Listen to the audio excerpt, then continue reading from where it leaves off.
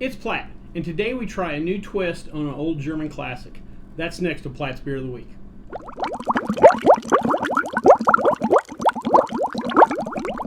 The particular beer we have today is called Double Nothing. It is a Nitro Dopplebock, so it is a definite twist on the German classic style Doppelbock.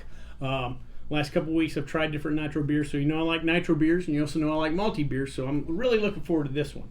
Normally at this point in the video is when I do a little backstory on the brewery, or in this case, breweries. Unfortunately, there's not a lot of information about the two breweries. The first brewery is called Oliver Brewing Company. They're based in Baltimore, Maryland. They were founded in 1993. And the only other bit of information I get is their location is downtown near the convention center and Camden Yards. So it's probably one of those, areas that gets cleaned up when they build a new arena downtown kind of thing. The second half of the equation is Stillwater Artisanal. They are, let me make sure I get this right, a libation cult and art collective. But for our purposes, what they really are is a gypsy brewery. I believe their corporate offices are based in Brooklyn, and I think they may have some form of facility in Baltimore, but it's real vague. They do a lot of collabs. They do contract brewing. They have their own line of hard seltzer. So this is probably to call it a brewery would probably be a little loose, or wouldn't be totally accurate, but it's some kind of alcoholic beverage company. Again, unfortunately, not a lot of information on either one of the websites. No stories about the founders, no Q&As with the head brewers. Don't even really get to meet a lot of the staff. Very generic kind of websites, and that's kind of disappointing. One of the great things, or one of the things about the craft beer industry, is people want a little more connectivity. They want to know who's making my beer. This is not like go and eat dinner at Olive Garden where, well, I don't need to meet the chef. People do want to meet the head brewer. People want to know the backstory. There's a lot of people making really great beer right now. So if you're, a brewer, or if you're thinking about opening a brewery, and this just comes from someone who's been to a ton of breweries, met a lot of brewers, drank a lot of craft beer, and more importantly, with the YouTube channel and everything, interacts with the craft beer drinker a lot. I know that story, that interaction you get when, again, you meet, you at least know their story. You might not have to physically meet the person, but hey, this guy started as a brewer in college, or hey, this guy and his best friend opened a brewery. Those are great stories that kind of get people in on this. I randomly picked up this can of beer in a liquor store in Las Vegas. Both companies are East Coast companies. They now have a chance to hook me in. But when I, visited their Facebook or whatever, again, there was just a lack of information, and that's an opportunity lost. Now, if this is a great beer, you're going to have me hooked, and that's the way most people are, but you better be really, really good, you better be an excellent brewer if you're not going to do the proper marketing. So that's just my rant on that. If you have a different feel or a different opinion on that, feel free to leave it in the comment section down below. Well, before we try this beer, though, let's check out the stats.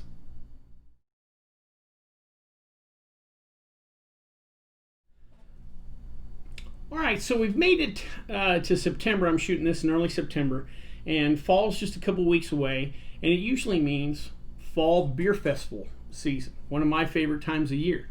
Unfortunately, due to this pandemic, that's probably not going to happen this year. Maybe the end of the year, maybe next spring, we can get back to it. But that does not mean that there's no beer festivals at all. A lot of beer festivals have gone online or virtual beer festivals. So I thought I'd talk about some of them today. Some of you that love beer festivals, I do, get the itch. Maybe one of these virtual beer festivals will help scratch that itch. So first, let's start off with the biggest beer festival of all, the Great American Beer Festival, normally held in late September at the Denver Convention Center. I went back in 2013. It's amazing. If you're a beer lover, craft beer lover, you have to go sometime in your life. The selection's amazing. You can't even come close to trying them all. You don't even, after a couple days, don't even get close to hitting just the whole convention area. It's absolutely amazing. And it's a shame it's not going to happen this year. But what is happening is a virtual beer festival, October 16th through the 17th. You can go to the Great American Beer Festival website for more details. That usually is so large, there's no way you could come up with a sampler pack or whatever, but I'm sure they're going to have a lot of practical demonstrations, stuff like that, on the site. Next is something called the Best Coast Beer Festival.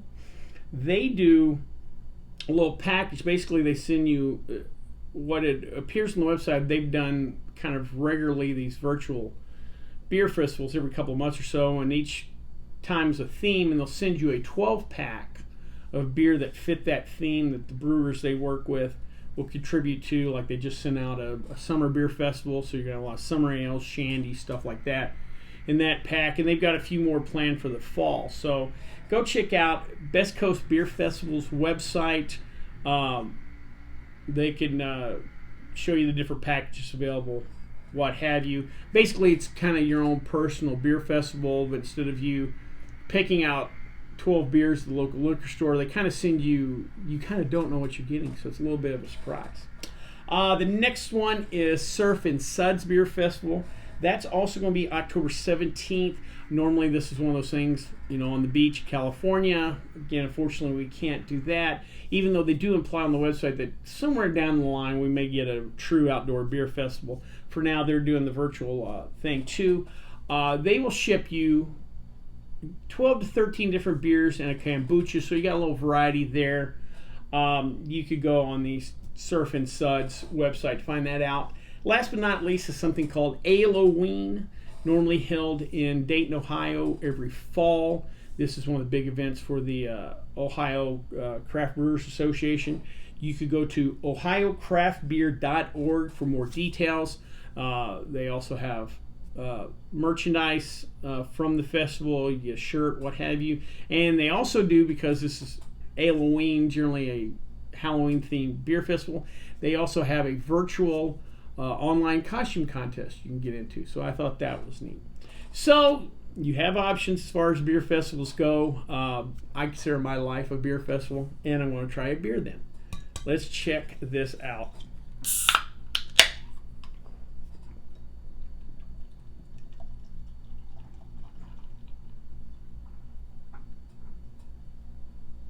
Alright, we got that Dopplebock color for sure.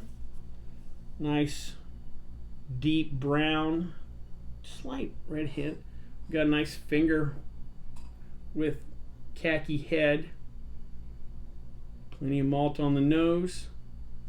Foams up more than a nitro normally would. I do find that slightly suspicious. Let's give her a try.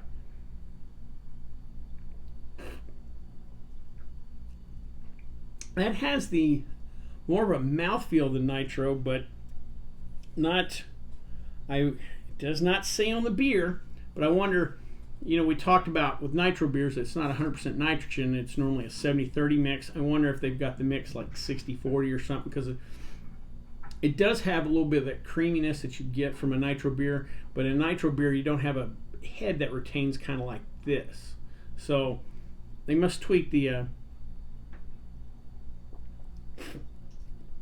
CO2 a little bit.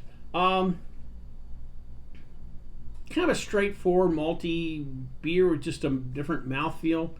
8%, so we're definitely in the alcohol range for a Dopplebock. Solid beer, but nothing great. I kind of wish it had a little more of the nitro, the more of the cream feel, because if they tweak the ratio between CO2 and nitro, I don't get enough carbonation, enough of the CO2 carbonation to give it kind of an effervescent or a different mouthfeel. But I don't think they get all that they could out of the nitro either. It's a nice beer, but I won't go out of the way to find it again. Good effort, like the idea. Well, I hope you liked this video. If you did, please subscribe down below. Also, please like the video because it lets YouTube know we're putting out good content. If you have any questions, comments, concerns, or beers that you would like me to try, please leave them in the comment section, or you can always contact me on the Twitter page.